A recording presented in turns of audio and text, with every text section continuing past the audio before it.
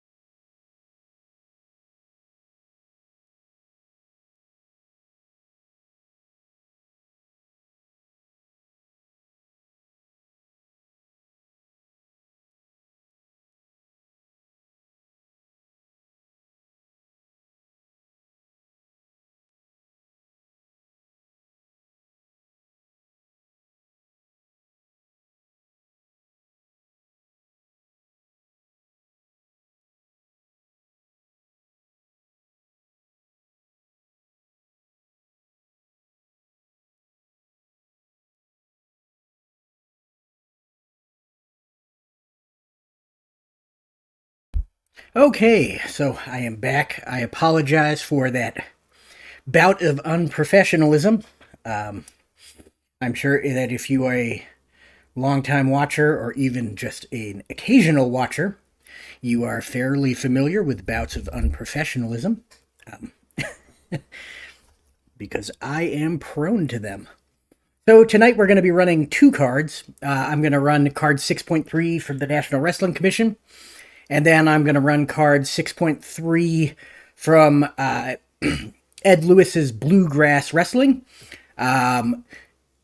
Special about the Bluegrass Wrestling card is that it contains the first ever Battle Royal in this universe. It is entitled the Derby Royale, or the Derby Royal, and it's going to be 12 men over the top rope. So that will be an interesting way to cap off the evening when we get to that card. Our first card of NWC action is headlined by the NBBW World's Women's Title match, which is going to see Mildred Burke defend her title against Nell Stewart. Stewart is a newcomer, but she's got 2 straight victories and is the highest ranked woman who has not previously received a shot, so she will be getting that shot. Also on the NWC card is Don Eagle versus Henry Irslinger. Michael Brada asks, is this the second or third card of Bluegrass Wrestling? It would be the second.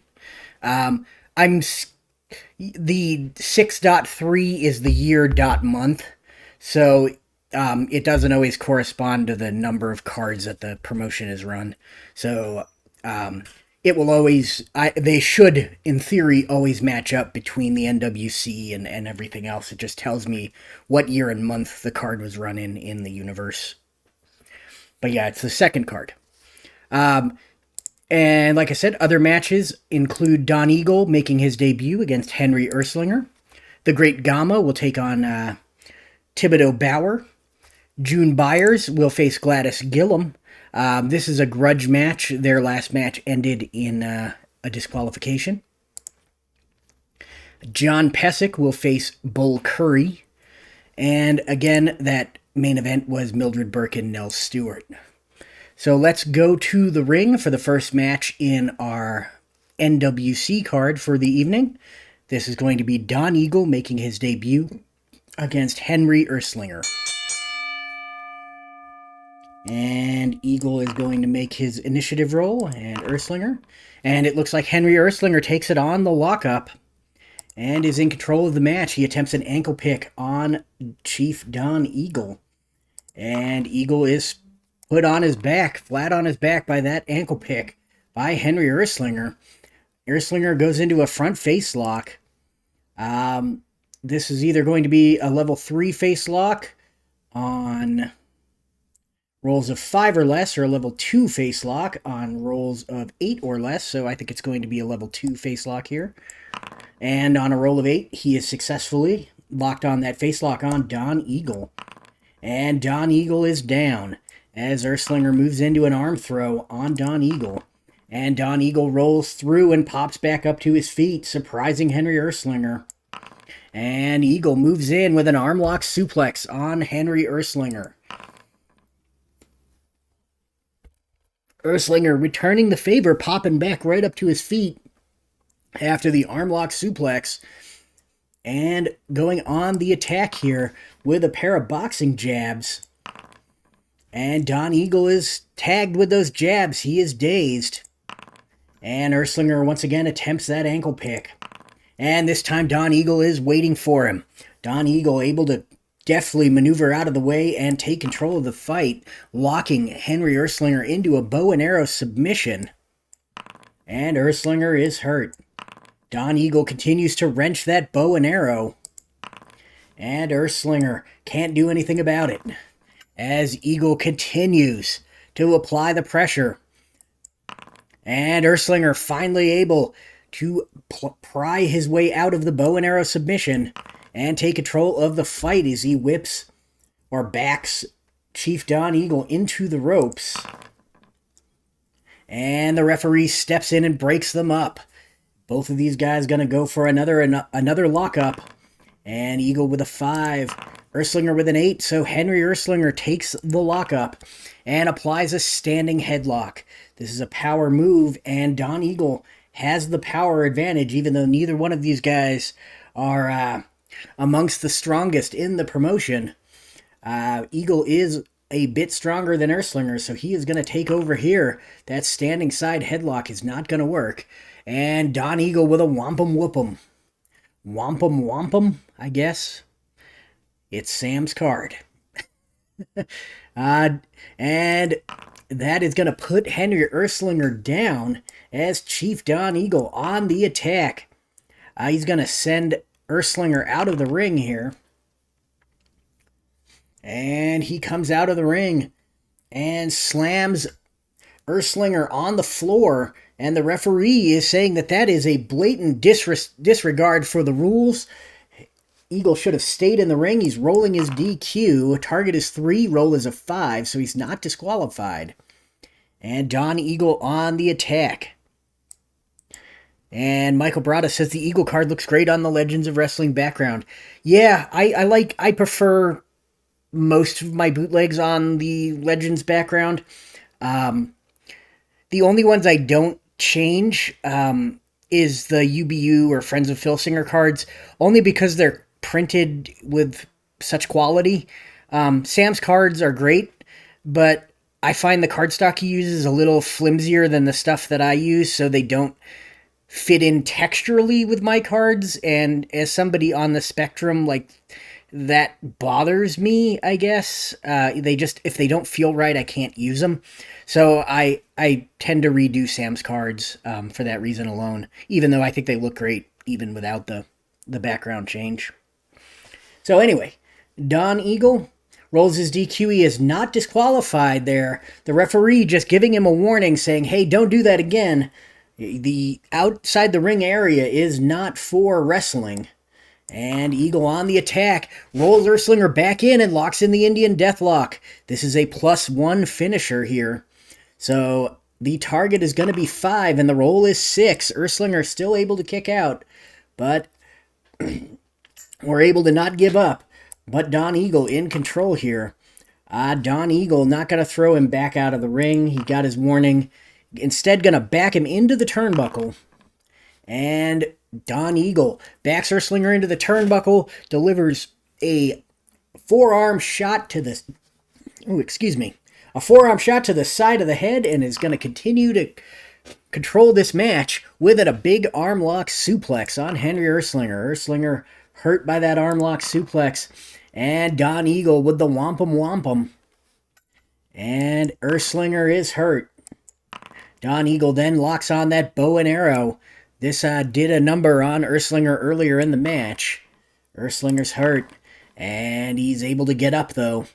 And Eagle pushes him back into the turnbuckle again. And once again, Irslinger can't make anything happen as Eagle backs him into the turnbuckle. The referee steps in and breaks the two men up, and Don Eagle is very quick to move in and take control of the match. And Don Eagle with that Indian war flip, and that's going to hurt Henry Irslinger. And a second Indian war flip as Irslinger runs back into Don Eagle, and Eagle flips him over again. And now, after that second Indian war flip, Don Eagle once again with that bow and arrow submission, trying to submit Henry Irslinger. Irslinger in a lot of trouble here. And Irslinger able to kick out or break free from the bow and arrow. As he stands up, Don Eagle nails him with that tomahawk chop. And he goes for the cover. The target is going to be 5, and the roll is a 9. So Irslinger once again kicks out of a possible pinning predicament that he was placed in by Don Eagle. And Don Eagle blasts him with a second tomahawk chop as the two get back to their feet. And Irslinger's down again. Eagle going for the cover. We've got a target of 6 and a roll of 7. So Don Eagle just can't keep Henry Irslinger down for the 3 as Irslinger kicks out at 2.9. Irslinger in a lot of trouble now, though. And Don Eagle starts up with a war dance, dropping tomahawk chops on Henry Irslinger as he goes, but since he's hulking up, or war dancing up, I don't know, he is not going for the cover after these tomahawk chops, just blasting Irslinger one after the other. And finally, the barrage of tomahawk chops comes to an end, and Irslinger is down, and Don Eagle goes for the pin. And the target is going to be 7, and the roll is a 5. So just like that, with a barrage of tomahawk chops off the war dance, Henry Irslinger is defeated by Chief Don Eagle. Let's record the results of this match. Don Eagle beat Henry Irslinger with a war dance pinfall. Irslinger actually had 4, because I didn't add one at the end there. So that's a 2-star match. Eagle had 0 fatigue, and Irslinger had 4 fatigue, not 14 fatigue, 4 fatigue. So there we go. We will record that. And we are on to our second bout of the evening. This is going to be the Great Gama versus Theibaud Bauer. And we're going to run this match here. And Gama and Bauer lock up in the center of the ring. And Great Gama takes control of this match.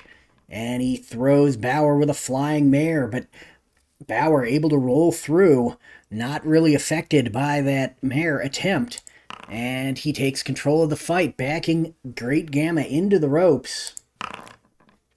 And Gama able to spin him around while they battle on the ropes before the referee can get in there and deliver a knee strike to the gut and take control of the match. So Theibaud Bauer got the worst of that one as Gama grabs him up with a double leg takedown.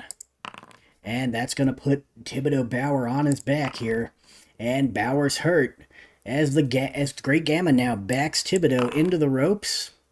And this time Theibaud Bauer gets a little bit on the rough edge side here as he rakes the eyes of the Great Gama as they're leaning on the ropes. The referee didn't see it, And Bauer now in control of this match, applying a vicious headlock on the Great Gama. So this is going to be a +2 finisher. So the target is 3, and the roll is a 9. And Theibaud Bauer definitely turned the tide with that. Nails Gama with a pickup slam. Gama's hurt. And he's going to back Gama into the ropes. And Gama, what's good for the goose is good for the gander, although he's not going for the eyes because he's a little more of an upstanding sort of guy. He pops Bauer right in the jaw as they lean against the ropes. The referee breaks him up, and Bauer just can't get his composure back before the Great Gama is able to move in and take control of this match. Gama grabs him with a waistlock suplex, throws him onto the ground. Theibaud Bauer not going to leave the ring. As the Great Gama. Oh, there's a Gama throw. And the target is going to be 5, and the roll is a 7. So Theibaud Bauer able to kick out. But Gama in solid control here. Crushing bear hug by the Great Gama. Pops Reviews is here. Welcome, Pops. And this time, Bauer able to reach the ropes to break the bear hug, and he is going to roll out of the ring here. And this is not going to work out in his favor. He is thinking about leaving the match. He's throwing his hands up. He's annoyed with the Gama. The referee's counting him out here. And he is not counted out, but he does earn a point of fatigue for his cowardice. Everything is well. Haas, everything's going good. Just rolling some matches. I didn't get to do this last week, even though I wanted to, because I was getting over a head cold, which was unpleasant. But I am much better now, thank you.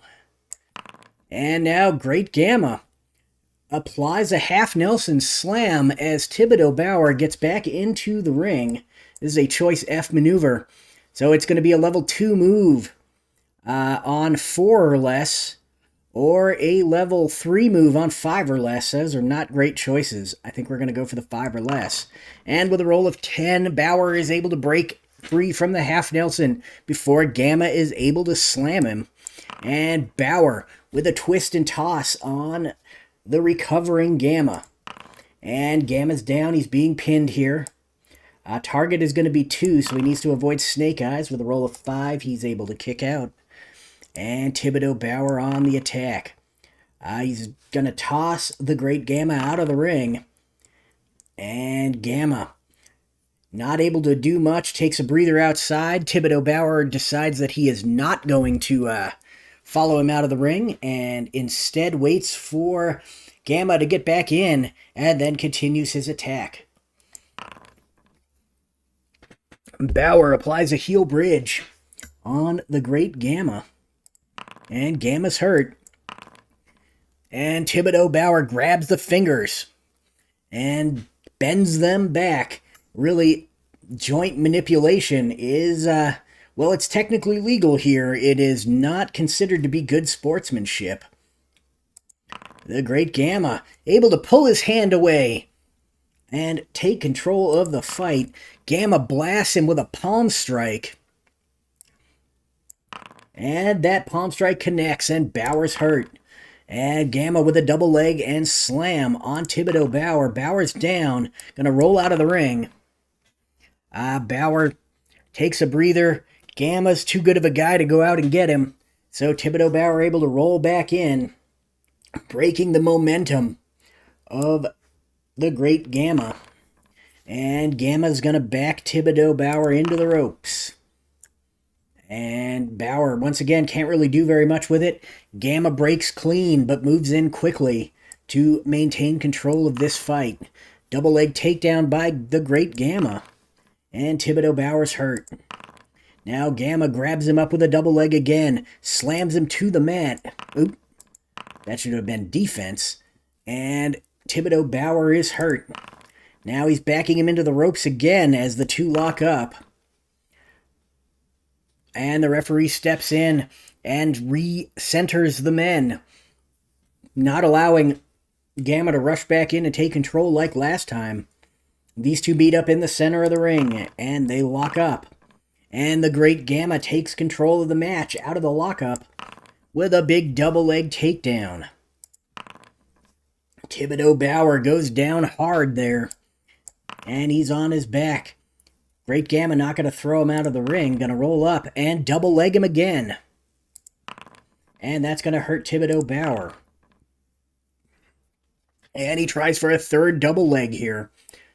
And that third double leg doesn't slam him quite as hard, but still takes him down and does some damage. The great Gama with a rolling front chancery. This is a choice E maneuver. So it is going to be a level 3 move on 6 or less, or a level 2 move on 7 or less. I think we're going to go for 6 or less. Let's see if we can get lucky here for great Gama.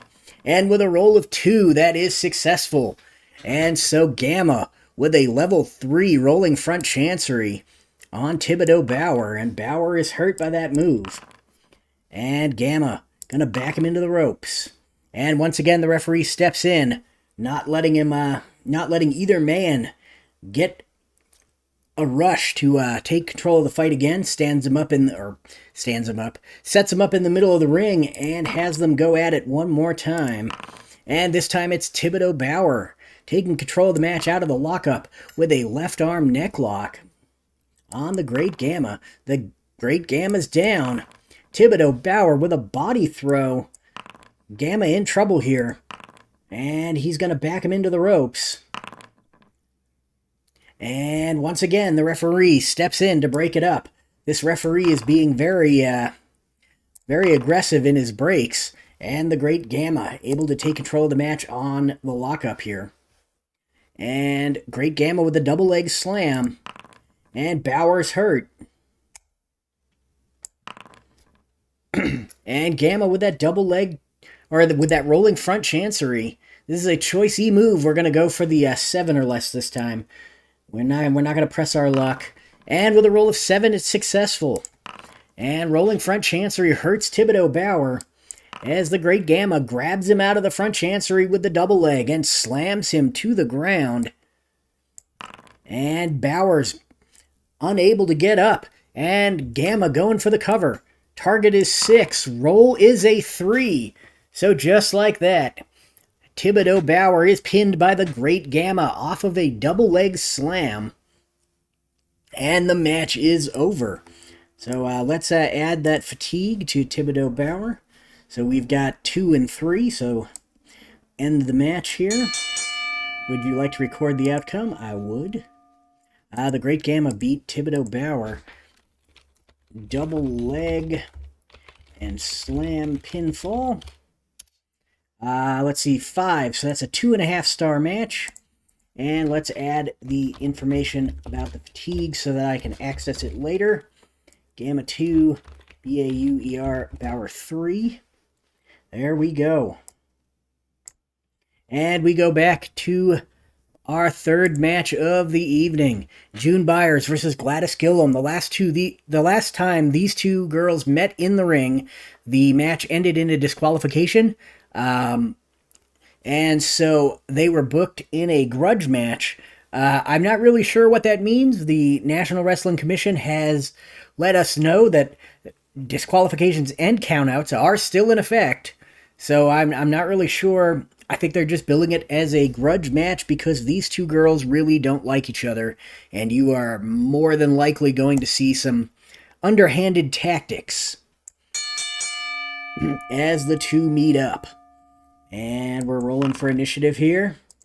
And June Byers is going to win that lockup.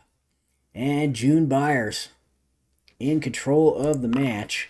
Byers with the back leg trip. And Gillem is dazed as she stays on her feet, but very off balance. And Byers with a flying body press.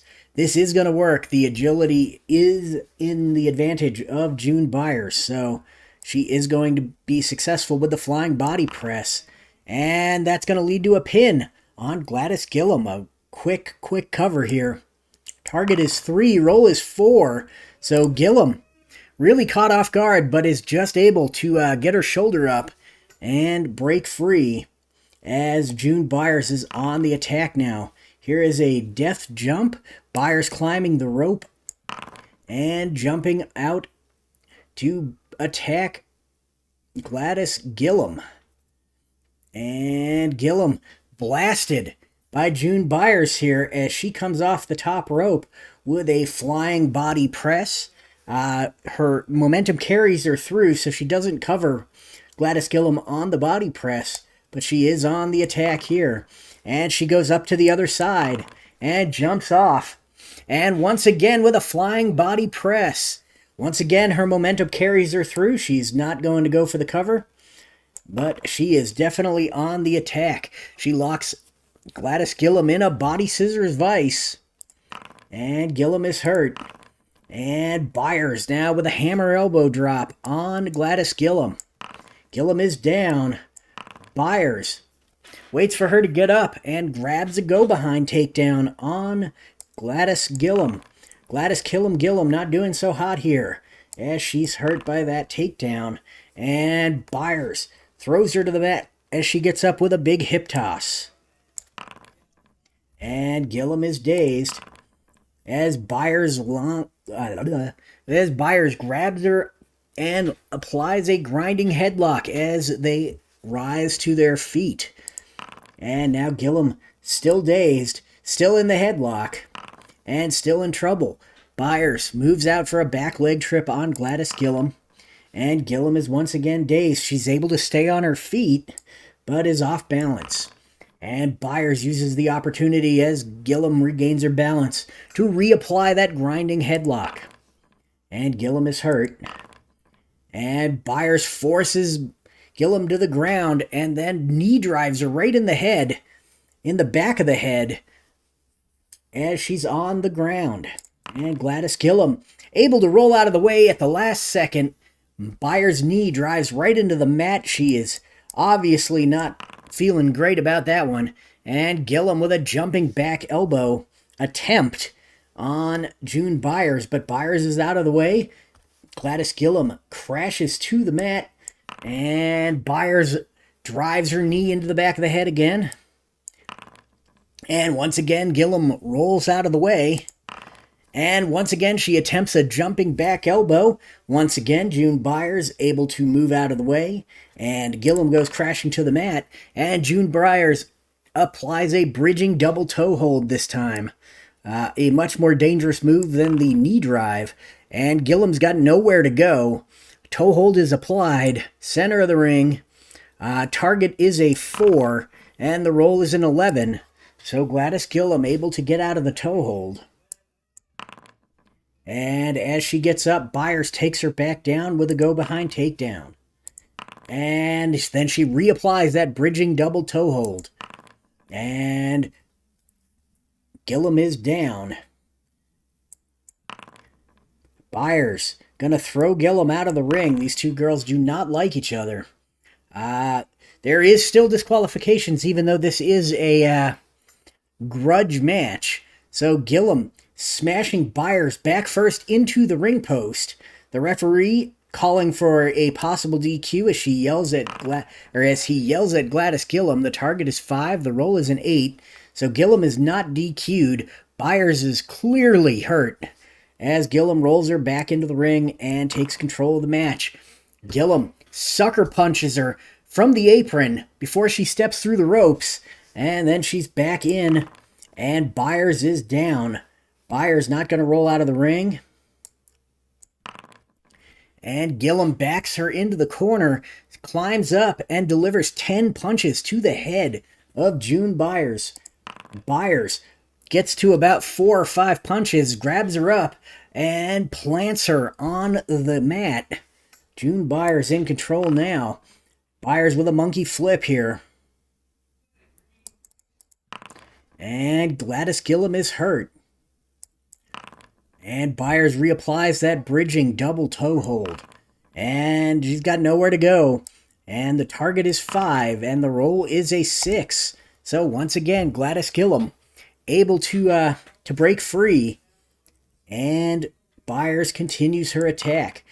And Byers locks in the Byers bridge. This is a level 0 pin. So target is going to be 6, and the roll is a 5.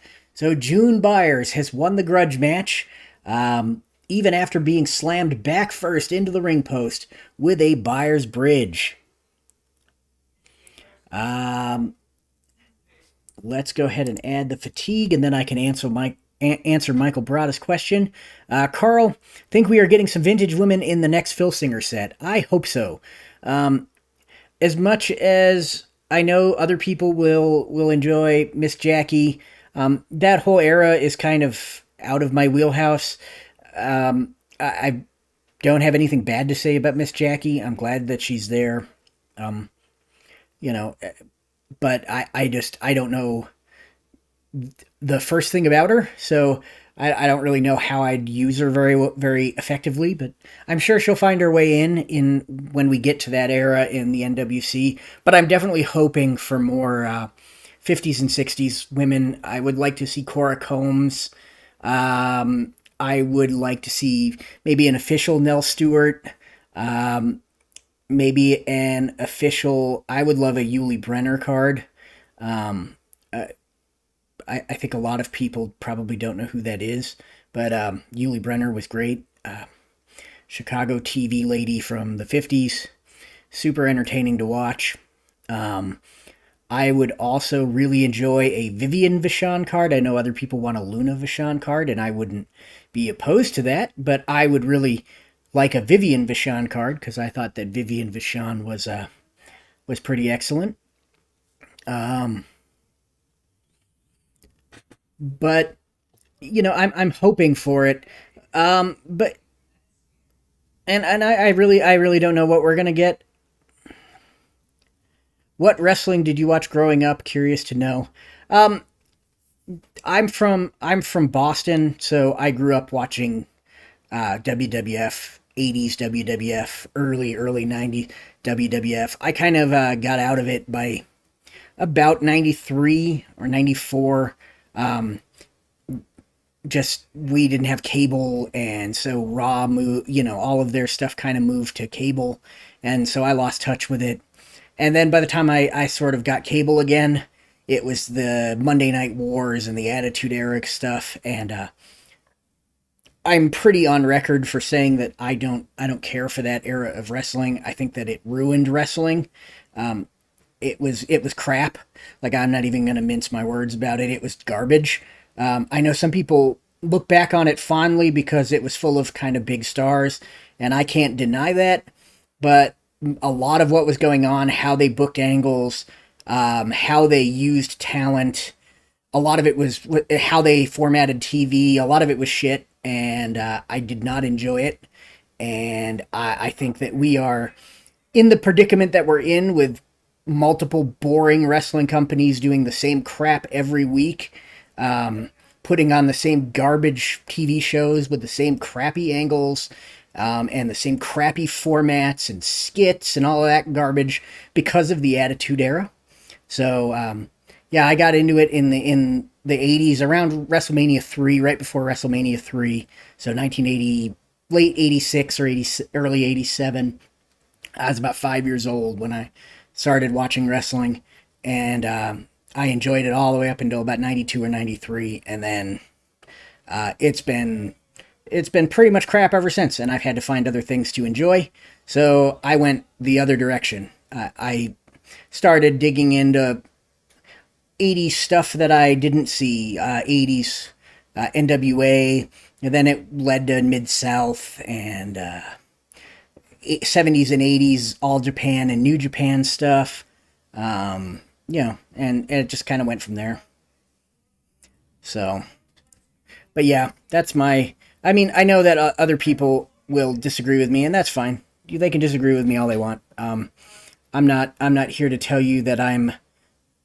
that you have to enjoy the same things as me. I am not going to apologize for saying that, or for saying that I feel if you don't think that it had a negative impact on wrestling, I think you're wrong. It's not an opinion. it has clearly had a negative impact on wrestling in the terms of viewership and other things. It fizzled out, it's hot-shotting. So you got a big boom, because that's what hot-shotting does, and then it burns you out. So we're in the burnout phase, and we've been in the burnout phase for 23 years, or something silly like that now, because no one will change the way that they book wrestling since the Attitude Era. It's basically the same crap over and over and over again with less effective talent. So yeah, anyway, that's my rant. I apologize. Let's move on. Let's see what happened here. June Byers won with a Byers bridge. I added the fatigue to Gillem, so we're good there. Byers, Gladys, Gillem.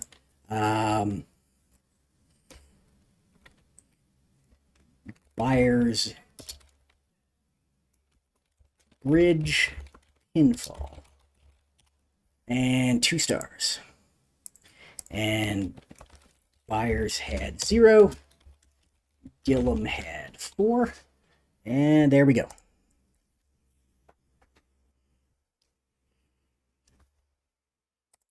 And John Pesek versus Bull Curry is our next match. Okay. So I see that a lot. Michael Brada said what I had said about the Attitude Era and killing kayfabe didn't help. I don't know whether kayfabe mattered as much. People have this idea that wrestling, that people didn't know that wrestling was fake or predetermined or whatever, or that it was, not on the up and up. And that hasn't been the case since the 20s. I mean, let's be honest. People have been aware. It just, what I said at the last Filsinger convention, when this topic came up, was that the impetus of suspension of disbelief shifted from the wrestler to the fan, and I think that killed wrestling, because wrestlers stopped. Their job was no longer to convince you that it wasn't fake, and that's not kayfabe. That's just professionalism, in my opinion.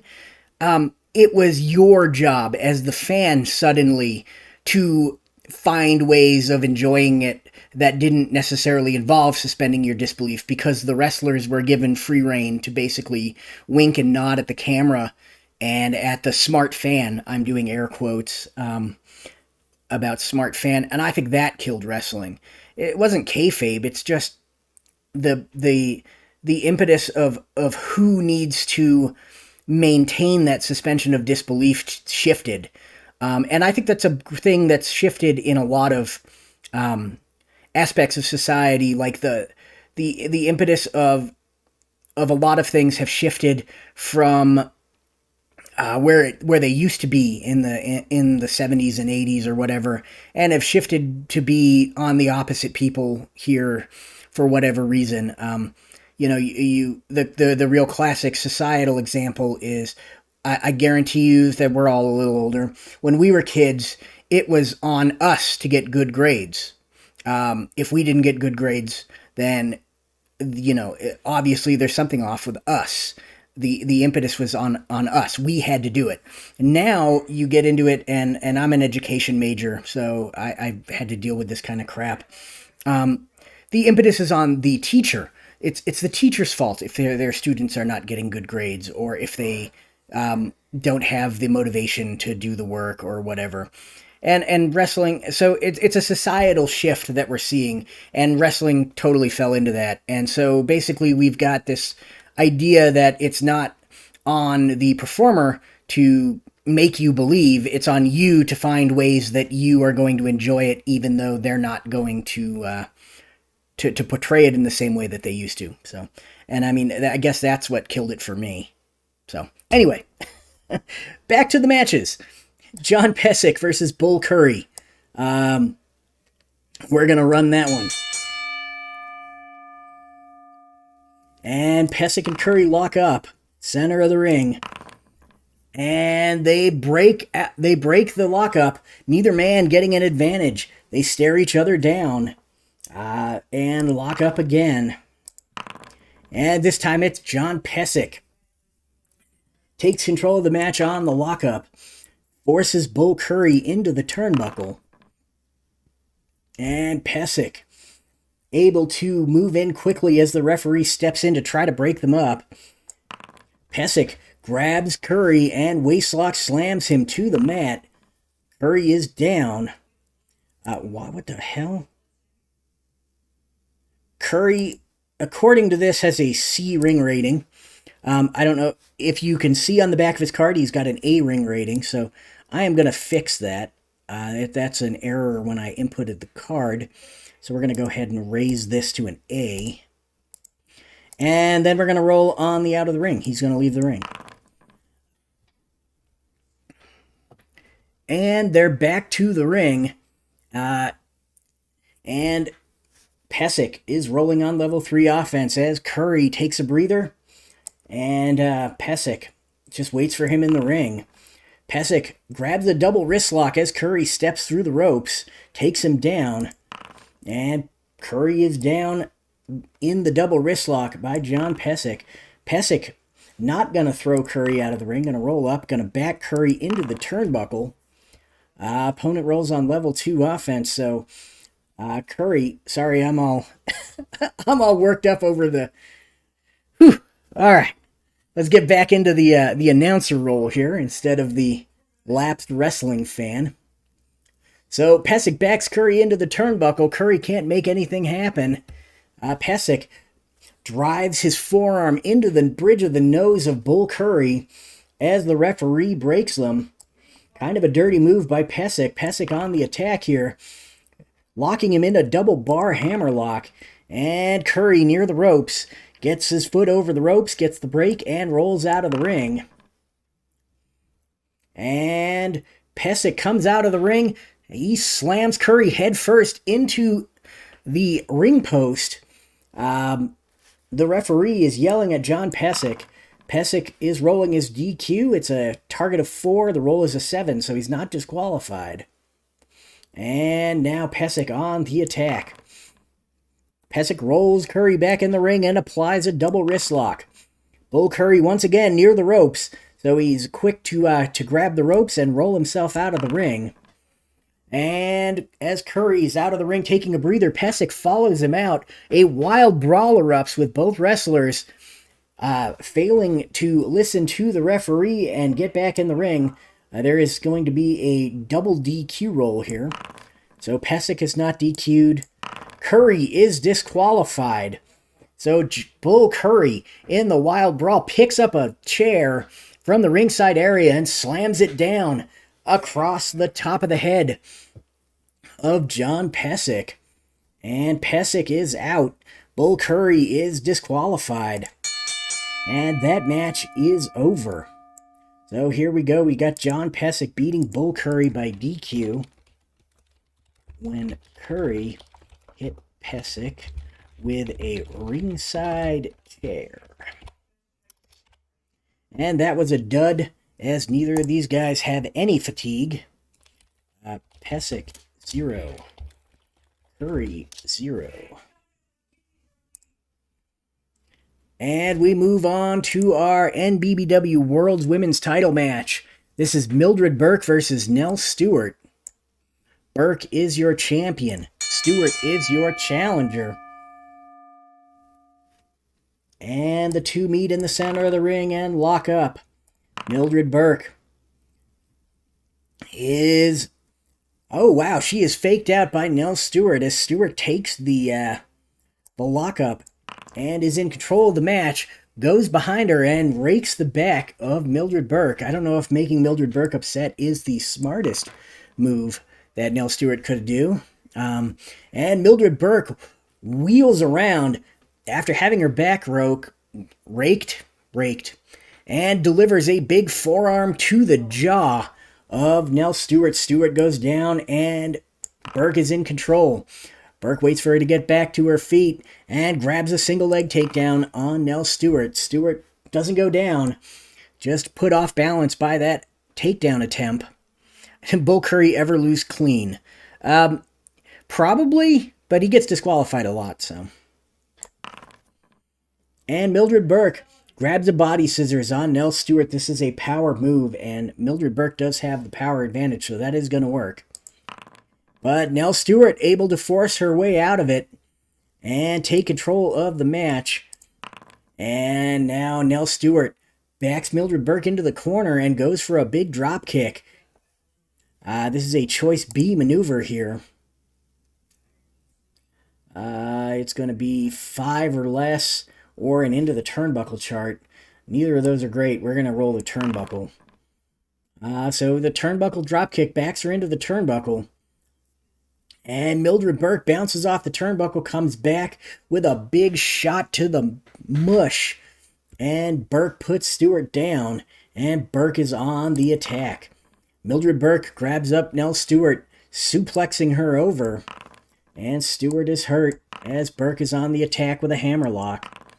That hammerlock is going to have Nell Stewart dancing around the ring dazed, but she is not out of it yet as Mildred Burke whips her around and snapmares her to the mat. Nell Stewart able to roll through the snapmare. And she locks up with Burke and backs her into the ropes. And the referee finally steps in, breaks them up, and sets them up in the center of the ring here. Rolling for initiative. It doesn't look like anybody's going to beat that Mildred Burke roll of 12. And Burke is on the attack here. Burke blasts Stewart with a big forearm uppercut. And that puts Stewart down, and Mildred Burke going for the pin. The target is 2. The roll is an 8. And Burke on the attack here. Mildred Burke not going to throw her out of the ring. Going to roll up with another big forearm uppercut. And that's going to put Nell Stewart down. Stewart going to roll out of the ring, try to catch a breather. Stewart rolls out of the ring. And she is really hurt by that forearm uppercut. She's going for a count-out roll here. Target is 3. Roll is a 6. Stewart finally able to clear the cobwebs from her head and roll back into the ring. And now Mildred Burke on the attack here with that big alligator clutch. This is a +4 finisher. This is a big finisher. Target is going to be 8. And the roll is an 8. So just like that, Mildred Burke has defended her NBBW World's Women's title. Definitely a quick match and a successful defense from Mildred Burke here. End of the match, yes. We've got Burke beating Nell Stewart, and it ended on an alligator clutch pinfall. And this would be a 1.5-star match. We'll give it an extra half a star because it's a title match. So a 2-star affair. And Burke, 0 fatigue. Stewart, 3 fatigue. Nell Stewart, I believe that's her first loss. And it comes to at the hands of the champion, so you can't really complain with that one.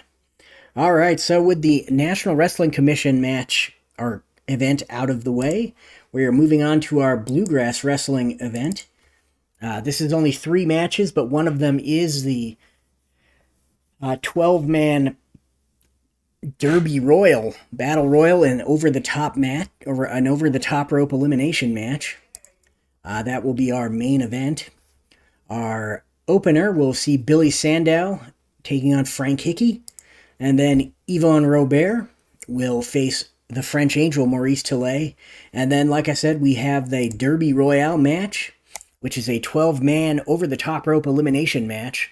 That's going to feature Ad Santel, Bronko Nagurski, Buddy O'Brien, Danny McShain, Dick Raines, Ed Lewis, George Tragos, Ray Steele, Rod Fenton, Rudy Dusek, Sputnik Monroe, and Stu Hart. So that'll be an interesting one. It is the first Battle Royal that has ever happened in the National Wrestling Commission universe. So that'll be an interesting one. Let's get down for our opening match, which is Billy Sandow versus the Spaceman, Frank Hickey. And Billy Sandow and Hickey lock up. And Frank Hickey able to take it. Backing Billy Sandow into the turnbuckle. And the opponent rolls on level 2 offense here off of the turnbuckle. So Sandow not able to do anything advantageous. The referee steps in, breaks them up. And Frank Hickey moves right in to take control of it. And backs Sandow into the ropes. And this time the referee saying, no, I'm not going to let you rush back in. Moves him out to the center of the ring, makes him lock up clean again. And Sandow and Hickey lock up, and Hickey takes it. And Frank Hickey with an arm wringer on Billy Sandow. And Sandow moves in and arm wringers Frank Hickey right back. And Sandow on the attack now. Forearm uppercut on Spaceman Frank Hickey. And that connects solidly. And Hickey is hurt. As Sandow grabs a wrist lock. And the wrist lock going to ride it all the way to the mat here. As Spaceman Frank Hickey is hurt. And, as Sandow grabs a bear hug on Frank Hickey. This is a level 0 finisher, so the target is going to be 4, and the roll is an 8. So Frank Hickey with a point of fatigue now. And Sandow with a headlock takedown on Spaceman Frank Hickey. Hickey is hurt. Sandow grabs a standing armbar on the Spaceman. Spaceman Frank Hickey still hurt. And he transitions from that standing armbar to an over-the-shoulder arm flip.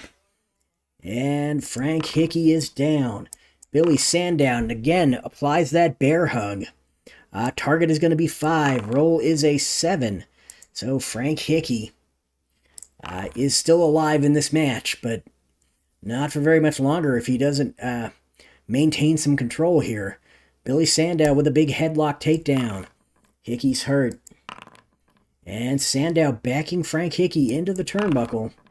And Hickey able to roll it around, push Sandow into the buckle, and deliver a couple of knees right to the midsection before the referee is able to get there and break them up. And now, Hickey on the attack. Frank Hickey not going to throw Billy Sandow out of the ring. Instead, he's going to go for that arm wringer. And Sandow's hurt by the arm wringer. As Hickey continues his attack, backing him into the ropes. And the referee steps in, breaks it up. And the two lock up again, and this time it's Billy Sandow taking it. Sandow applies some body scissors to Frank Hickey. And Hickey's down. And Sandow transitions from the body scissors to a necklock. This is a choice G necklock. So we're going to see either a turnbuckle or a level 3 move that's going to work on, I guess 6 or lower. Does he seriously have a -1 power? He does. Okay. Not used to guys with no finishers and stuff having negative power. So that's going to be a 6 or less. I think that's what he's going to try. Let's see what happens. And it's an 8. So he can't apply the neck lock. Hickey breaks out and nails him with an elbow smash. And that is going to work, as Sandow does not have the power advantage. Sandow is going to avoid that elbow smash with his superior agility and apply a body scissors once again to Frank Hickey. Hickey's down, and once again Sandow with the neck lock. This time he's going to back him into the turnbuckle. And Hickey not able to do anything about it. And the referee steps in, breaks them up, and Sandow moves in quickly to continue his advantage here. Backs him into the turnbuckle again. And this time he delivers a couple of knees to the gut on Frank Hickey.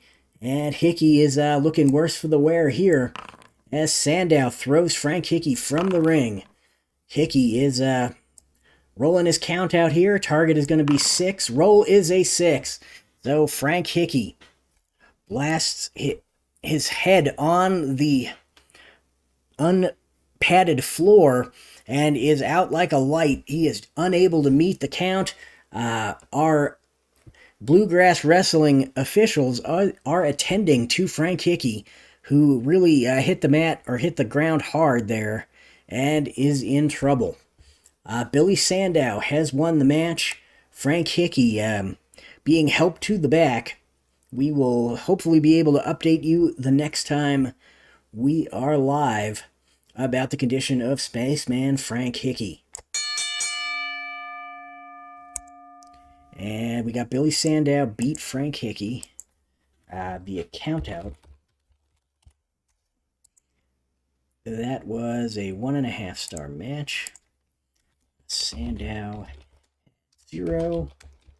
Hickey had 3. And let's go for some italics.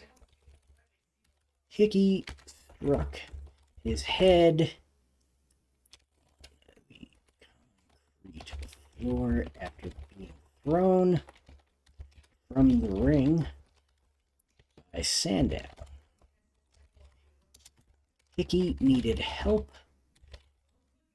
to the back and may be injured. Okay, there we go. So, Billy Sandow easily defeats Spaceman Frank Hickey in our opener here. And now we have Yvon Robert versus the French Angel, Maurice Tillet. And Robert and Tillet going at it here. They lock up in the center of the ring. And it looks like Maurice Tillet wins the lockup, spins Robert around, and rakes his fingernails across the back of Yvon Robert. Robert is dazed. And Tillet with a big knee lift. This is a choice A move, so it's either going to be ropes or a level 2 move. On 7 or less, we're going to go for the 7 or less here, and on a roll of 4, he is successful. And Yvon Robert is hurt. And Robert caught with a bite to the forehead by the French Angel. And Robert hurt again. And this time, the French Angel locks him in a blatant choke. Maurice Tillet really fighting dirty here. And Robert able to pry his hands off the throat there and take control of the match, nailing him with a big roundhouse, and that's going to daze Maurice Tillet. And Robert with a knee breaker. This is a choice C maneuver. So that is going to be a level 6 knee break or a level 3 knee breaker on rolls of 9 or less. I don't think we're going to go any further than that. And with a roll of 11, he is not successful. So, the French Angel able to counter the knee breaker and start an attack here. Nailing him with some forearm hammers, and he is the more powerful of the two, so that is going to work. And Robert is hurt. And once again, the French Angel biting the forehead of Yvon Robert. Robert once again hurt. And Maurice Tillet body slams Yvon Robert. And Robert is hurt. And some more forearm hammers here. Robert hurt once again. This time Tillet going to back him into the turnbuckle. And he can't get anything done as he's pushed to the turnbuckle by the French Angel, who bites him right in the nose. And before the referee is able to step in, the ref finally breaks them up. But Robert staggers out of the turnbuckle and right into a waiting French Angel as Maurice Tillet takes him down, trips him to the mat, and then rubs his face in the mat. And Robert is a little upset about that and is able to push Tillet away and take control of the fight. Gut wrench suplex. This is an agility move, and he's definitely got the agility advantage. So that is going to work here as Tillet is put to the mat hard with that gut wrench suplex. Now, Yvon Robert shoulder charge on the French Angel, Maurice Tillet. And the French Angel able to get out of the way. Tillet takes control of the match with some forearm hammers. Robert able to avoid the hammers. Just got a kind of a glancing blow there. And Robert takes control of the match. Attempts another shoulder charge on the French Angel. The French Angel once again moves out of the way. And crushes him with a knee lift. Choice A. 7 or less. And with a roll of 4, he is successful. But Yvon Robert, not going to sell that knee lift, going to be difficult here. And takes control of the match. Yvon Robert with a roundhouse. And Maurice Tillet, not gonna let him have it. These two really going at it now. Open hand strike by Yvon Robert. Oh, this is Maurice Tillet should be doing this move, not... Anyway, got confused. Elbow drop. So, Maurice Tillet drops Yvon Robert and then nails him with an elbow drop, but Tillet, not counting on the fact that Yvon Robert is way more agile and is able to move out of the way without too much trouble there. And Robert kicks Tillet in the midsection as he gets back to his feet, doubling the big man over. And the French Angel in trouble now as Yvon Robert goes up to the second rope and jumps off. Oh, this is Tillet's death jump, not Yvon Robert.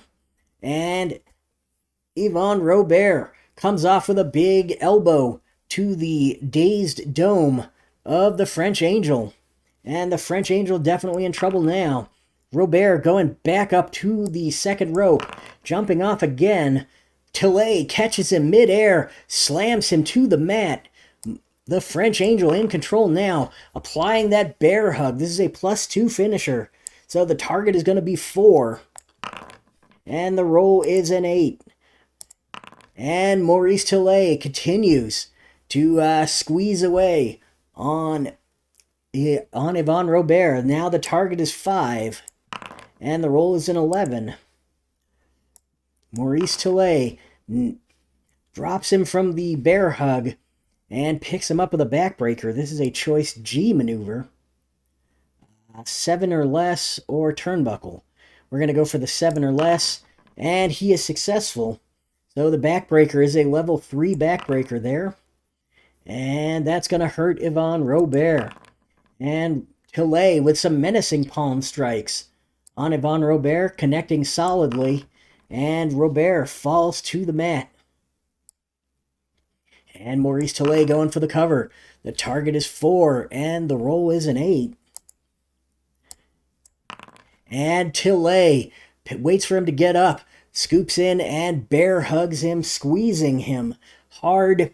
And Robert has nowhere to go.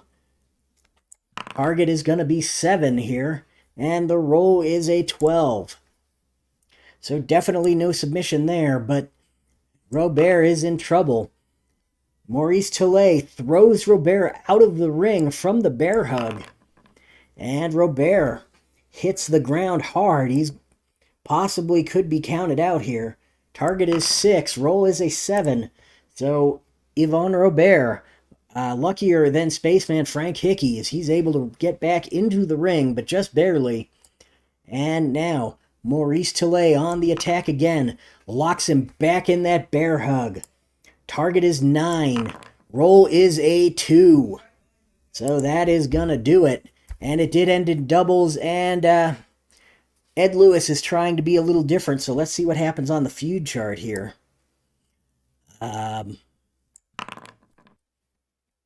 Maurice Tillet is celebrating his victory, but Yvon Robert recovers and attacks him from behind, drags him to the middle of the ring, and slaps on the rolling arm scissors.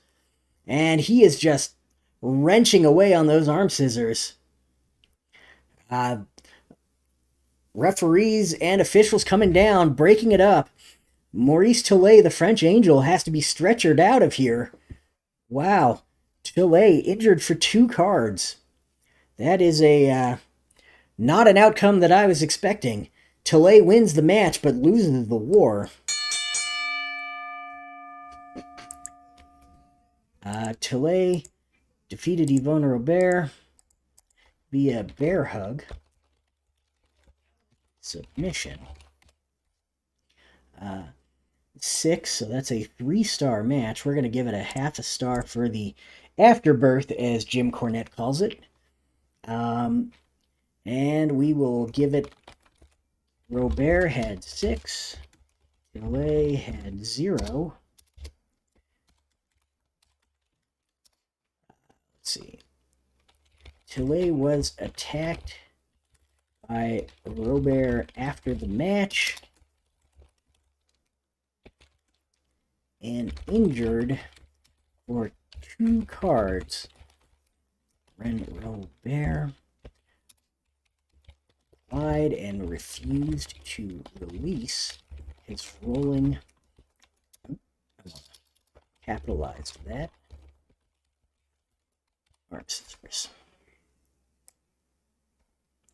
Okay, so there we go. Those are all of the normal matches. We're on to our Battle Royal here. I have run a couple of Battle Royals in the application, but this is the first one that I've streamed, so I apologize if things are a little weird. Let's get set up here. We want to go to the Over the Top Rope Battle Royal extra chart here. We will read the chart info for people who have never seen my Over the Top Rope Battle Royal chart. So here are the rules. Anytime into the ropes or into the turnbuckle would be rolled, the attacking wrestler can decide to attempt to eliminate the defending wrestler instead. Anytime out of the ring would be rolled, roll for elimination instead of rolling on the out of the ring chart. All rolls on the death jump chart are optional, and any failed or countered rolls should be treated as an elimination attempt and have the attacking wrestler roll for elimination instead. Treat all pin rolls as down 3 and ignore all leave the ring instructions. Treat all finishers as an elimination attempt. When new wrestlers are first paired up, roll for initiative. The wrestler with the higher roll will be the attacker. At the start of every new offensive turn, exempting the one directly following the initiative roll, the attacker will roll on the chart below. On the roll after any initiative roll, the attacker starts on level 1 offense. In the event of a tied initiative roll, increase the starting offense by 1 level and re-roll until there is a winner, which is what I do anyway. That's my house rule. When a wrestler is instructed to roll for elimination, both the attacker and defender roll 1 die. If the attacker's roll is higher, the elimination is successful. If not, the elimination fails. This says falls, misspelling. And the action continues with another die roll on the chart below. In the event of a tied roll, the elimination is not only unsuccessful, but the defending wrestler becomes the attacking wrestler. So a tie goes to the defender. The match ends when there is only 1 wrestler remaining. So there we go. That's the Over the Top Rope Battle Royal. I'm going to clear that because it's kind of a long string of text. What we're going to do here to decide the starting 2 wrestlers, I'm going to roll 2 dice for this one.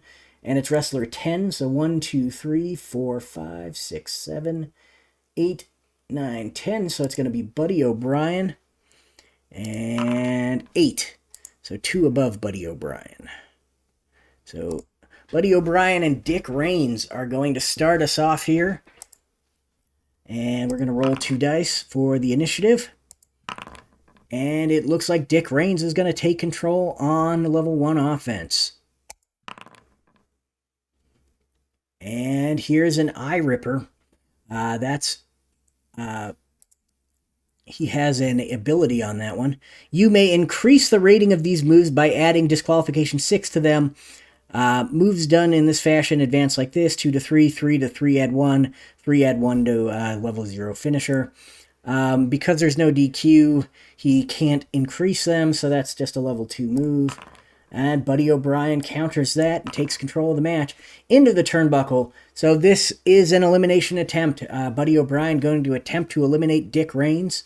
They both roll 1 die, and the higher roll wins. So Dick Raines is not eliminated, but that does not that doesn't switch their thing. Buddy O'Brien is still on the attack here, and we need to roll on the chart.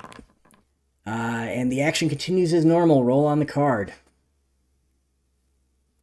So we are rolling on level 3 offense, because that was, or level 2 offense, excuse me.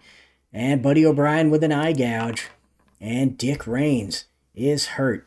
Technically, we're supposed to roll on the card every time. So let's do that. Roll on the card.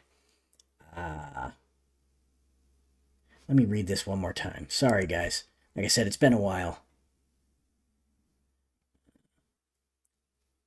Yeah, at the start of every new offensive turn. That's what I thought. Okay. So, Buddy O'Brien is rolling on his card here on level 2. And a grinding knuckle to the temple. And Dick Raines is dazed. And we're going to roll on the card here. The attacking wrestler is attacked from behind by a new wrestler.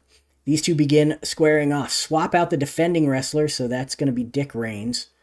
If there is not a defending wrestler again, roll again on this card. We're going to roll 2 dice. 10 will not work. 9, so it's going to be 1 below Dick Raines. So Danny McShain comes in and is the new wrestler here. We're going to roll for initiative. This could be a long match, guys. And it looks like Buddy O'Brien takes control here. And Buddy O'Brien with a big power slam on Danny McShain. McShain is dazed. We've got a roll here. And swapping out the defending wrestler again. So let's go here. We're going to roll 2 dice. 8. So that's going to be Dick Raines again. So Dick Raines comes back in and attacks Buddy O'Brien again. These two going to roll for their initiative here. And Buddy O'Brien on the attack. O'Brien with a tie-up and headbutt. And Dick Raines counters that. And Dick Raines now rolling on the chart. Roll on the card. That's good to know. Clothesline. This is an agility move, and Buddy O'Brien has the agility. So Buddy O'Brien is the attacker now on level 2. The defending wrestler. Swap out the attacking wrestler. So that would be Buddy O'Brien. And that's a 7. So 1, 2, I think that's Stu Hart. Yep, Stu Hart. So Stu Hart comes in. They're rolling for initiative. And Dick Raines with a 9. So Raines is on the attack. Grinding side headlock by Dick Raines. It's a power move, and he has the power. So Stu Hart is hurt. And we're swapping both wrestlers now. We can't do 7s for both of them, so 7 and 3. So we can't do 7 because that's Stu Hart. So 6, so that's Sputnik Monroe. And 3, that is Ed Lewis. And they are rolling for initiative. What a cluster. So 7s all around, so neither guy gets the initiative here. They continue to struggle for initiative, and Sputnik Monroe finally gets it on level 2. Monroe with some clubbing blows. Lewis is hurt.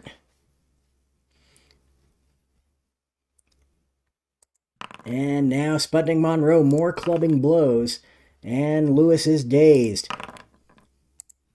And Monroe with a single leg takedown on Ed Lewis. Lewis is hurt here. And now a big body slam by Sputnik. And Ed Lewis takes over. And Lewis with a single leg takedown. And Monroe is hurt. Oh, we should have rolled here. Swap both wrestlers out again. So 4 and 6. Ed Lewis. That's Sputnik Monroe, so he can't do 6. 4 and 10. 1, 2, 3, 4. So Tragos and 10. That's 7, 8, 9, 10. That's Buddy O'Brien again. And here we go. Tragos and O'Brien lock up. And it looks like Tragos takes it. Tragos backs him into the ropes, so this is an elimination attempt here. Buddy O'Brien with a 2. Tragos with a 5, so that's going to do it. George Tragos has eliminated Buddy O'Brien, so anytime a 10 is rolled, we can't use it. 7. So that's Stu Hart. And Stu Hart and George Tragos lock up. So let me open up a notepad here. I can note these eliminations, because I'm not going to remember them. We had Tragos eliminated Buddy O'Brien. Okay. Excellent. And then Stu Hart just rolled the initiative here. So he's on the attack, a collar and elbow lockup. And Tragos counters that one. Tragos gonna try to eliminate Stu Hart here. Hart rolls a 6. That's gonna be hard to eliminate. Tragos gonna tie it, and that would make Stu Hart the aggressor here. So Stu Hart on the attack. And Hart is going to continue on level 2. And it's a back body drop by Stu Hart on George Tragos. Tragos is hurt. And a face lock from Stu Hart on George Tragos. And Tragos is hurt again. And now another face lock as Tragos continues to be hurt. And the attacking wrestler attempts to throw the defender out of the ring. Defender rolls for elimination. So Stu Hart attempting to throw George Tragos out of the ring. Tragos with a 3. Hart with a 5. So Stu Hart has eliminated George Tragos. Stu Hart eliminated George Tragos. There we go. So let's roll for this. 7 is going to be Stu Hart, so we can't do that. 10 is going to be Buddy O'Brien. We can't do that. 4 is George Tragos. We can't do that. Good Lord. All right. Come on now. 9. So that's Danny McShain. Comes in to face off against Stu Hart here. Rolling initiative.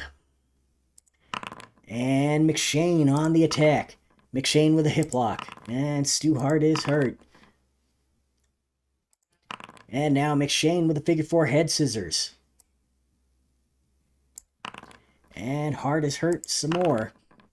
The defending wrestler is attacked from behind. Swap out the attacking wrestler. So McShain being swapped out. I'm just going to start picking guys randomly that we haven't seen. Ray Steele comes in. And Steele and Hart on the attack here. And we're on the... in focus is the word I'm looking for. Good Lord. So Ray Steele takes control of the match. Steele with a waistlock takedown. That's an agility move. Steele does have the agility, so Hart is dazed.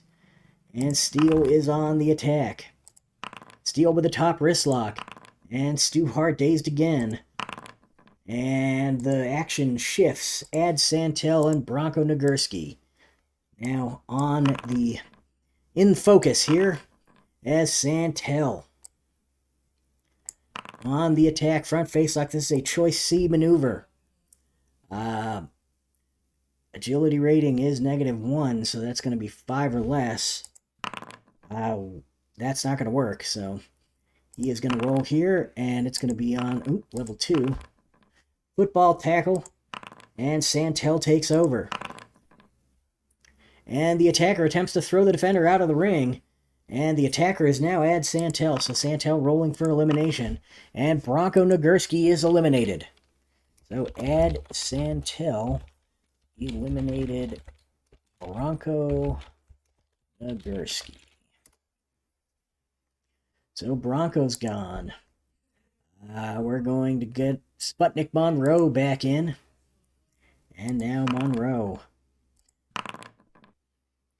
Ad Santel continues his attack here with a waistlock takedown. That's a power move, and that is not going to work. So Sputnik Monroe is on the attack now.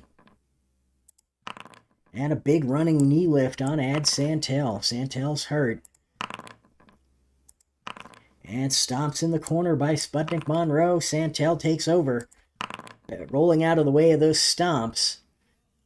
And it is Sputnik Monroe going to be switched out for another wrestler. We're going to switch him out for Rod Fenton. And Fenton and Santel on the attack here. Santel in control again. And he's going to try to eliminate Rod Fenton. And Fenton rolls a 5. He's not eliminated. And so here we go. We've got another attack here. This is going to be a level 1. And a waistlock takedown. That's a power move. He does not have the power. So Fenton takes over on level 2. Locks in a Boston Crab. And that's going to hurt Santel. And the attacking wrestler is swapped out. And that is Rod Fenton. So Fenton is swapped out for Dick Raines. And they're rolling 2 dice. And they tie on the lockup, so they break it off and lock up again, and this time Dick Raines gets it. And Dick Raines with a full body slam on Santel. Dick Raines gonna try to throw Santel from the ring. And Raines is successful in doing so. So Dick Raines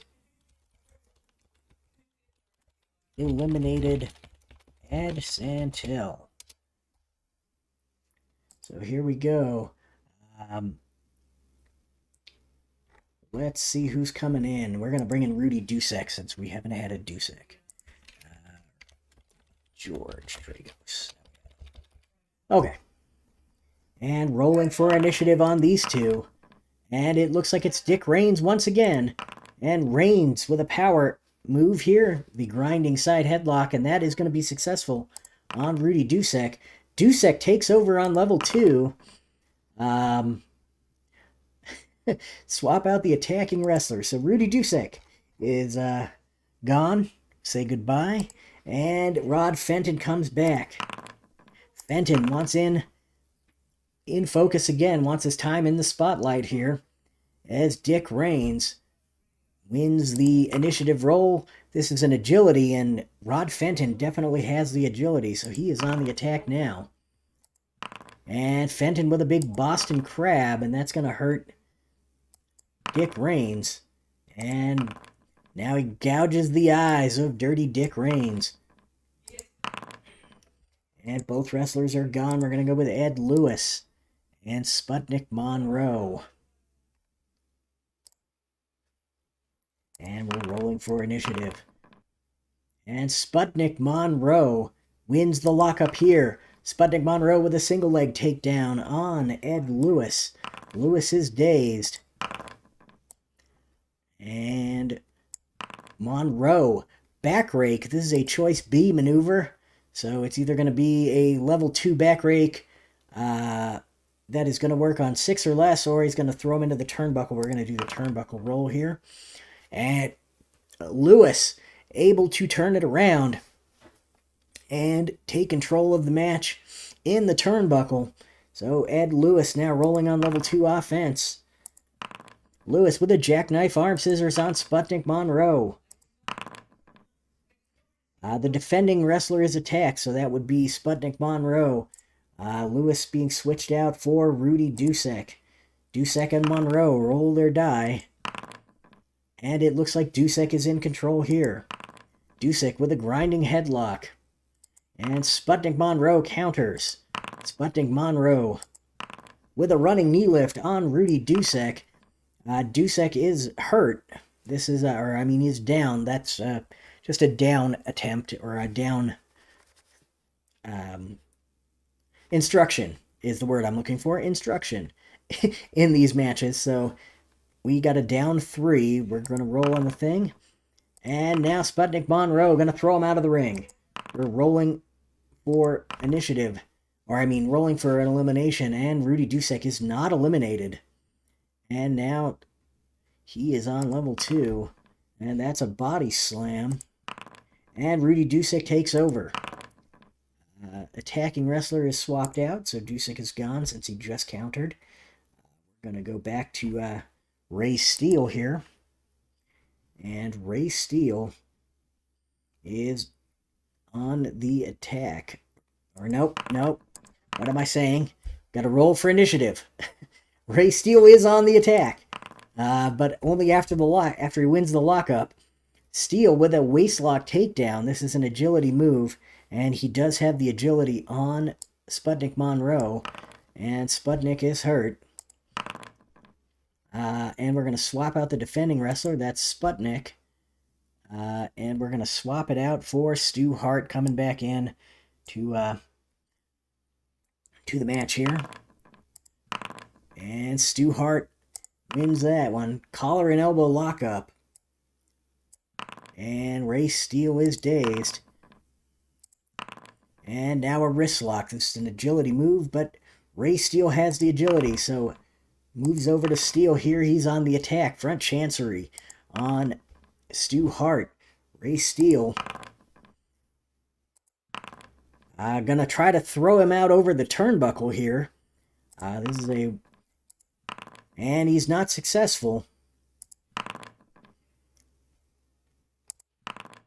And a driving double leg takedown on Stu Hart.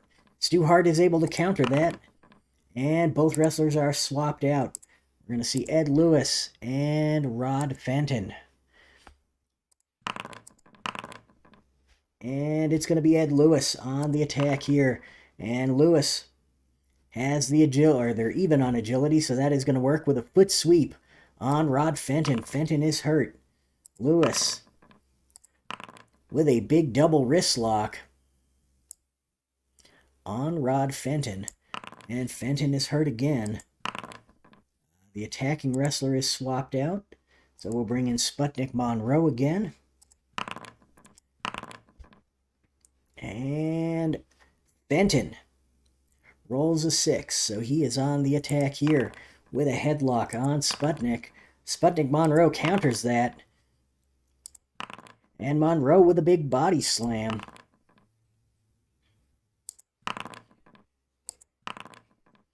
And another big body slam on Rod Fenton. Fenton able to scoot out the back of that body slam attempt, though. And he is on the attack now.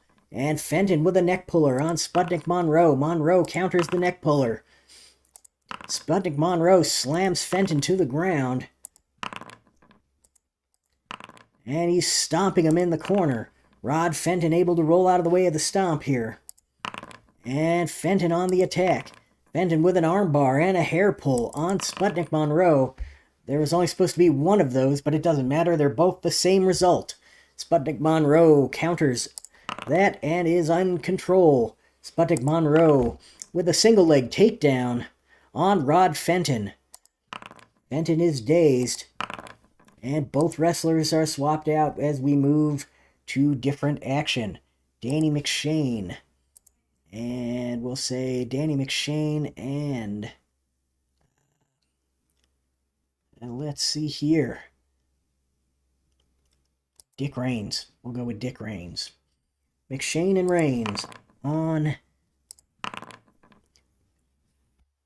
the warpath here in this match. They tie as they break their lockup.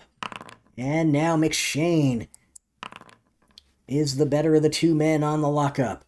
And McShain with a choice C maneuver here. This is a kick to the midsection. It's going to be a level 3 on rolls of 8 or less. So I think that's what we're going to do. So let's see. And with a roll of 9, he is unsuccessful. Dick Reigns takes over. Reigns with an armbar and choke on Danny McShain. McShain is dazed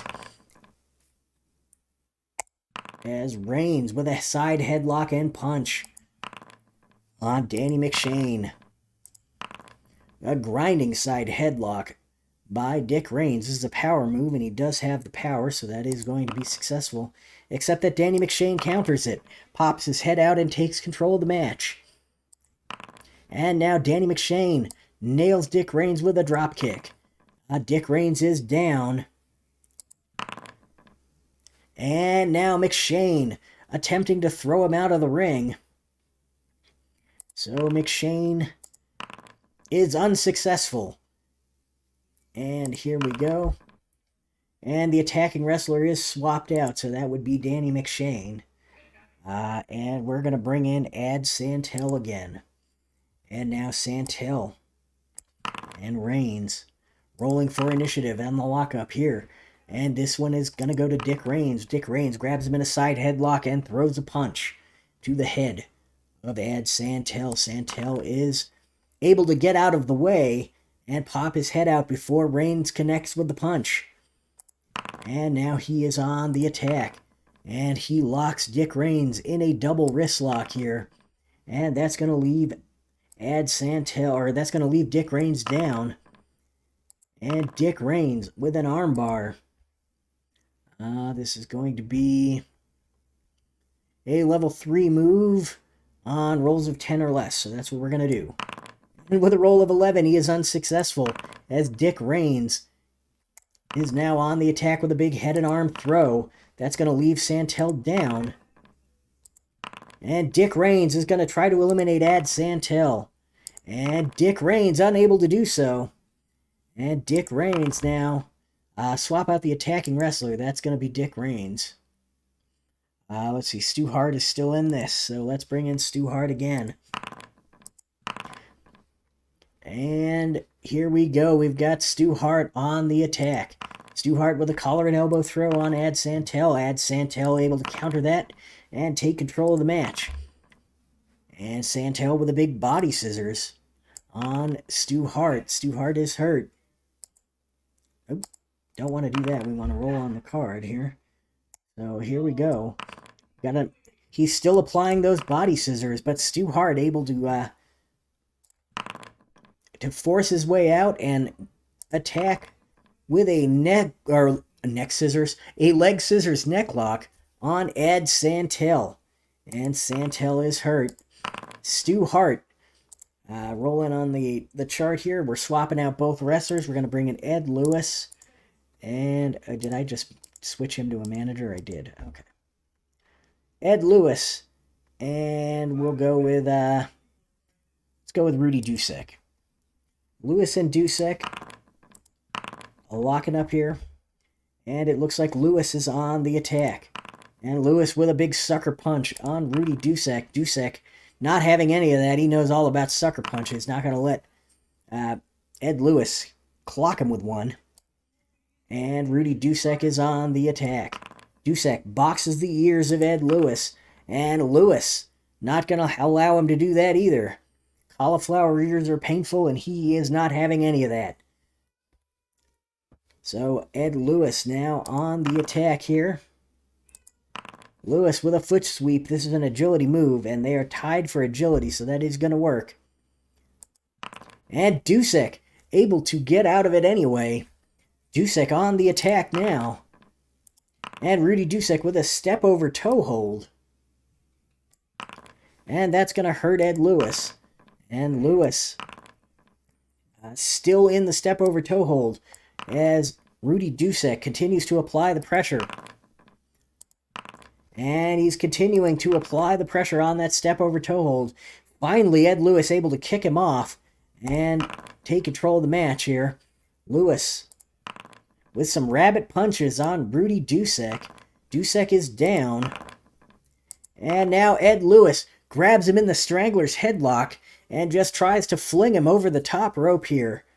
Let's see if that's going to be an elimination. And that does it. Ed Lewis has eliminated Rudy Dusek.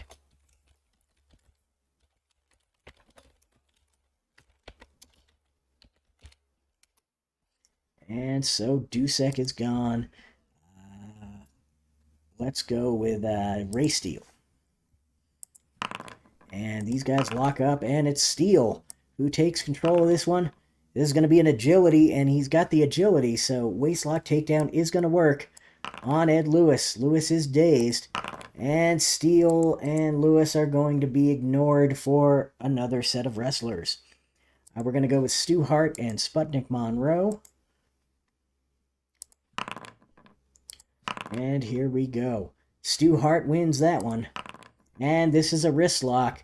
Agility is what we're seeing here. So we've got, let's see, agility. And that looks like Stu Hart has the agility. So that is going to work.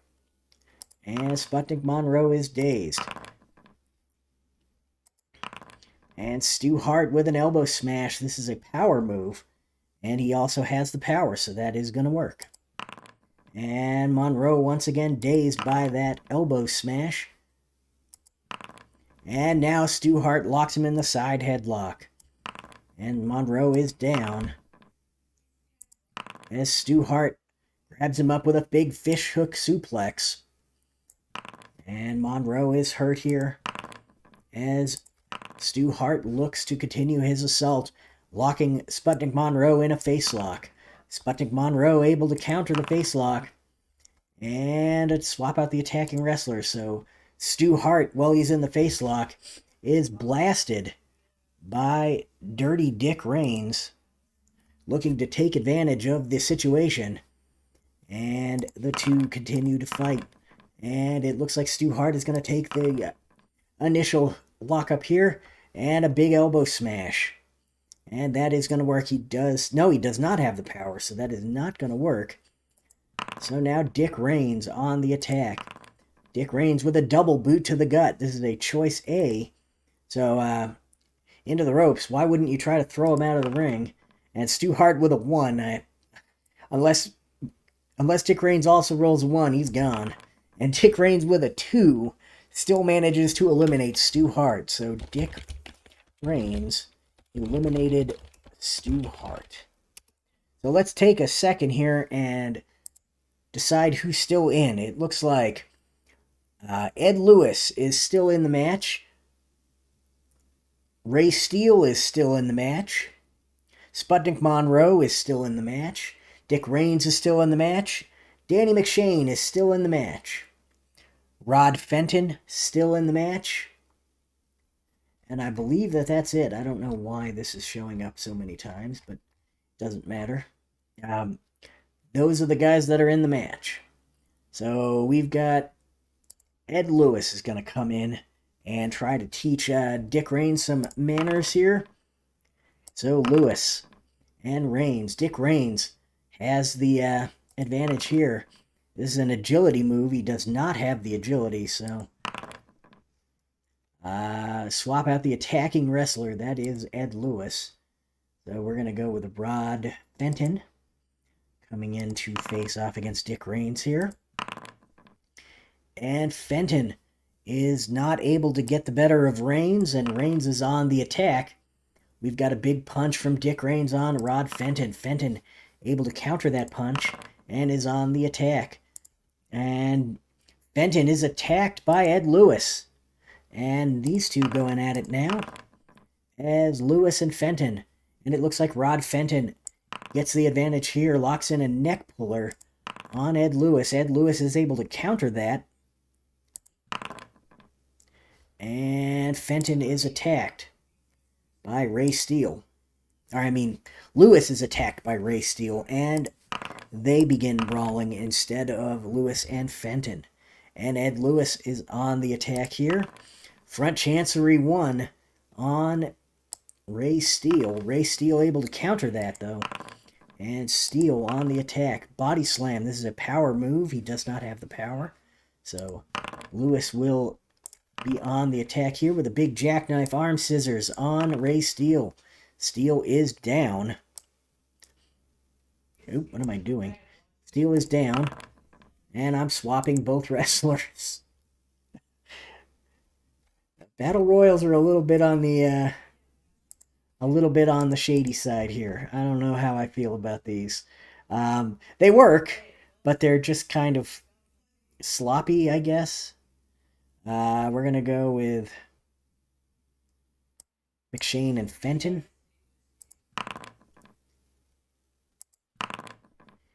And it looks like Danny McShain is on the attack here. Side headlock by Danny McShain on Rod Fenton. Fenton is dazed. And McShain, agility. He does not have the agility, so Rod Fenton gets out of the front facelock strangle and is on the attack here. Rabbit punches from Rod Fenton on Danny McShain. McShain counters them and is on the attack. Side headlock takedown from Danny McShain. Fenton is hurt. Oop, we got to roll there first. Swap out the attacking wrestler. That is Danny McShain. We're going to say that it is going to be Ed Lewis coming in. And Fenton wins that one. Fenton with a big headlock on Ed Lewis. And Lewis able to counter it. And we're swapping out Fenton for Ray Steele. And now we're rolling initiative again. And Lewis with an 8. Takes control with a big foot sweep on Ray Steele. Steele is able to counter that foot sweep. And he has got an elimination attempt on Ed Lewis. Lewis rolls a 5. Steele rolls a 5. So Lewis not only is not eliminated, but able to turn the tables on Ray Steele and is on the attack now. And Lewis is not even in the match anymore. Well, still in the match, but he's not in the focus anymore. We're going to say Sputnik Monroe came in, attacked Ray Steele from behind, and they started going at it. And here we go. And it's going to be Ray Steele. Steele with a big hip lock takedown, and that's going to hurt Sputnik Monroe. And now Steele attempting to eliminate Monroe. And we got a 4 and a 1. So Steele is not successful. And we'll roll on level 2 if he's not swapped out. Sputnik is being swapped out for Ed Lewis. And Ed Lewis is on the attack now. And Lewis with a big single leg. And that's going to hurt Ray Steele. I can't even keep up with this anymore. We're going to swap out the defending wrestler. That's Ray Steele. So Sputnik is coming back in. And it's Ed Lewis again. And Lewis with a powerful head scissors on Sputnik Monroe. And Sputnik is dazed. And Ed Lewis with a single leg takedown out of those head scissors. And Lewis once again is dazed. Defending wrestler. Swap out the attacking wrestler. Here we go. So we've got Dick Raines coming back in against Sputnik Monroe. And we've got Monroe on the attack here. And Sputnik Monroe with the back rake. This is a choice B, which means that there is an attempt at an elimination, or an option for one at least. And that's what I'm going to do. And Dick Raines rolls a 1. So, Sputnik Monroe probably going to eliminate Dick Raines. No! Sputnik Monroe also rolls a 1. So Dick Raines not only not eliminated, but now he is on the attack. On level 2. He can't use his extra things there. So we're going to go with a hidden choke with tag rope. This is a level 3. And he is hurt, so here we go. Dick Raines with a full body slam. And Monroe is dazed. And a side headlock and punch. And Monroe dazed again. And here is a grinding side headlock by Dick Raines. He does have the power, so that is going to work, as Monroe is hurt. And now Dick Raines going to attempt to throw Sputnik Monroe out of the ring. Sputnik with a 2, Dick Raines with a 1. So an unsuccessful elimination attempt again, but Dick Raines still on the attack here. Dick Raines with a full body slam, and Sputnik Monroe finally takes over. Monroe with a big body slam on Dick Raines. Dick Raines is dazed by that body slam. Sputnik Monroe going to try to throw him out of the ring after the back rake. And no, as they both roll a 2, Dick Raines able to save himself and get on the attack here as he counters and delivers a big punch to the gut on Sputnik Monroe as he gets back into the ring. And now Dick Raines on the attack here on level 2. And now Dick Raines going to attempt to eliminate Sputnik Monroe. And Monroe able to avoid the elimination, but Raines still on the attack. Raines going to try it again. And once again, Monroe not eliminated as Dick Raines attempts to dump him over the turnbuckle, but can't do it. And Dick Raines on the attack here. We're swapping out the attacking wrestler, so Raines is no longer on the attack. Ed Lewis comes back in. And Ed Lewis rolls a 12, so he is definitely on the attack there. Some rabbit punches on Sputnik Monroe. Monroe's hurt. And Ed Lewis on the attack. Big double wrist lock. And Monroe is down. And Lewis grabs the Strangler's headlock. Tries to squeeze the life out of Sputnik Monroe before throwing him out of the ring. And Ed Lewis has finally eliminated Sputnik Monroe. Ed Lewis eliminated Sputnik Monroe. Monroe really avoided a bunch of eliminations there. We're going to go for Rod Fenton as the next wrestler here. So we're going to roll the die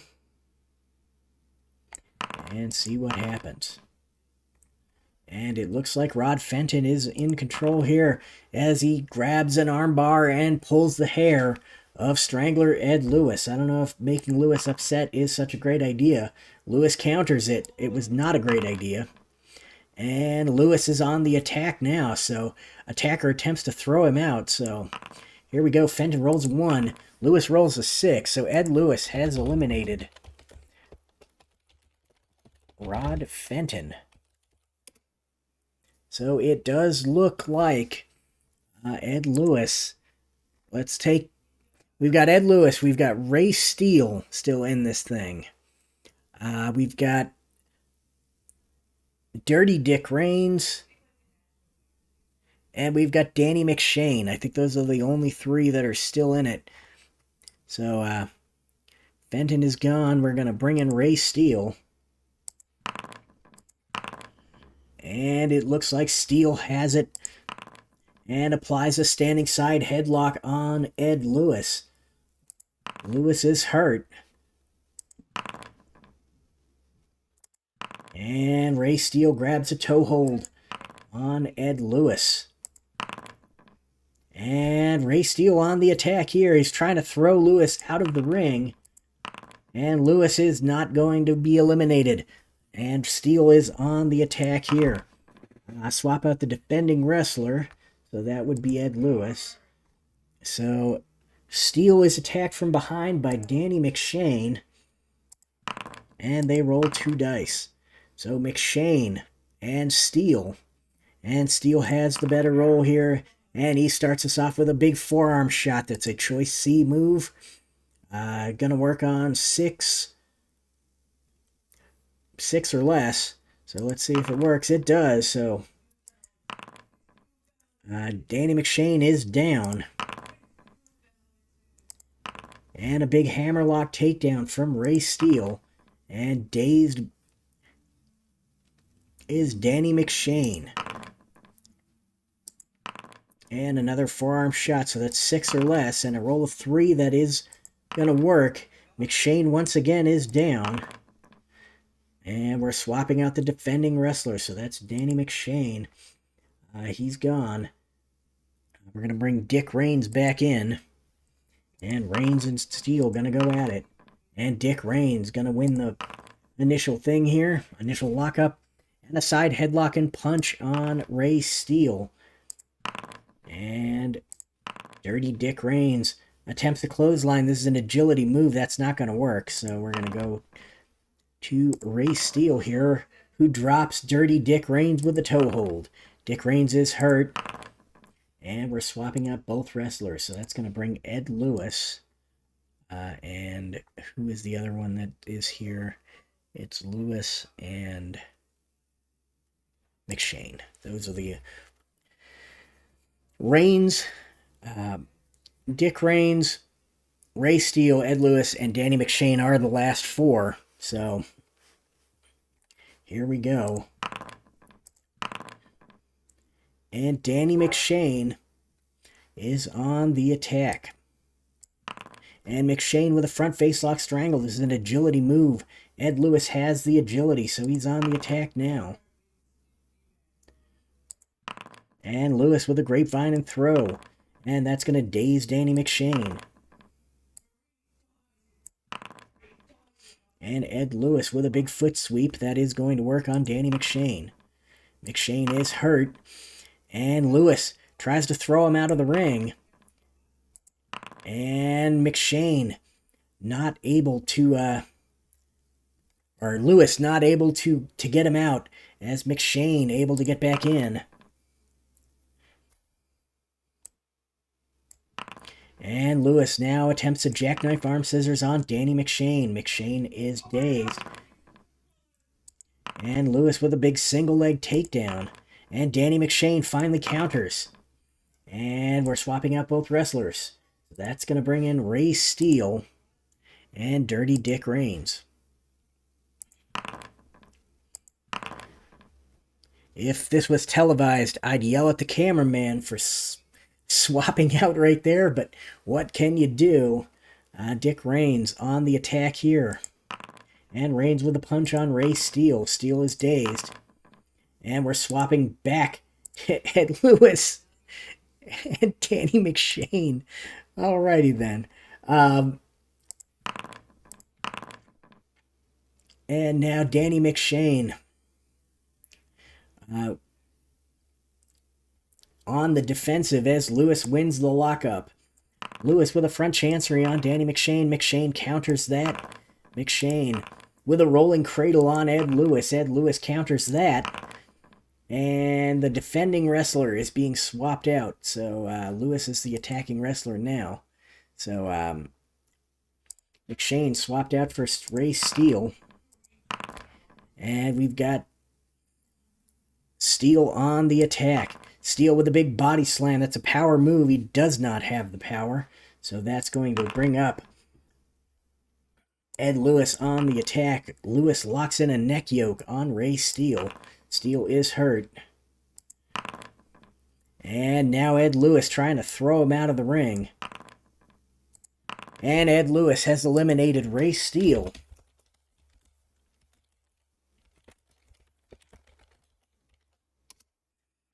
And Ed Lewis with 4 eliminations so far. By far the most out of anyone. And Steele is gone, so we're going to bring in Dick Reigns. Reigns comes in hoping to get the upper hand as McShain kind of slinks off to the corner. The final 3. And now Ed Lewis on the attack here. Single leg takedown. And Dick Reigns is dazed. And a foot sweep. He does have the agility, so that is going to work.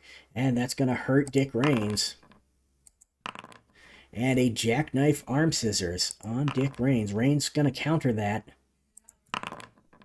And Reigns counters it and tries to throw Lewis out of the ring. This would be a big elimination. And Dick Reigns has eliminated Ed Lewis.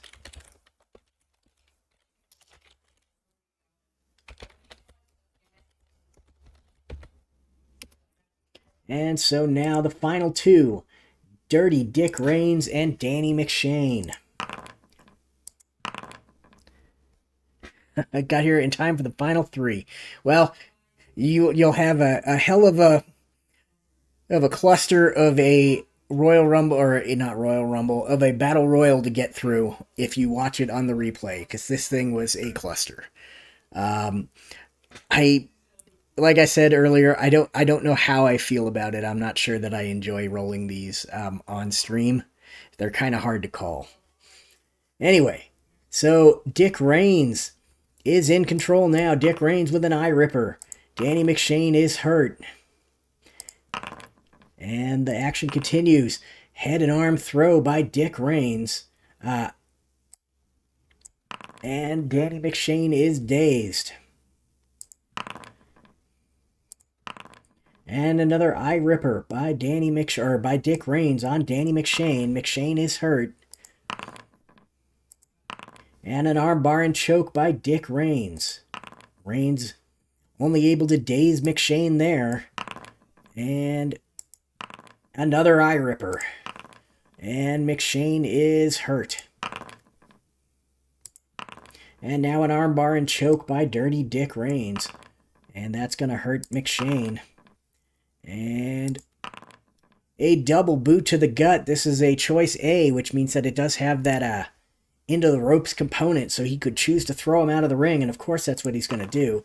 And Danny McShain, of course, rolls a 1. So basically, as long as Dick Reigns does not roll a 1, he has won the inaugural Derby Royal match. And Dick Reigns is able to do it. Dick Reigns has eliminated Danny McShain. Eliminated Danny McShain to win the inaugural Derby Royale. That was a cluster of a match. No fatigue is used in that one, so I am going to record this. It was the Bold Derby Royal. Unbold.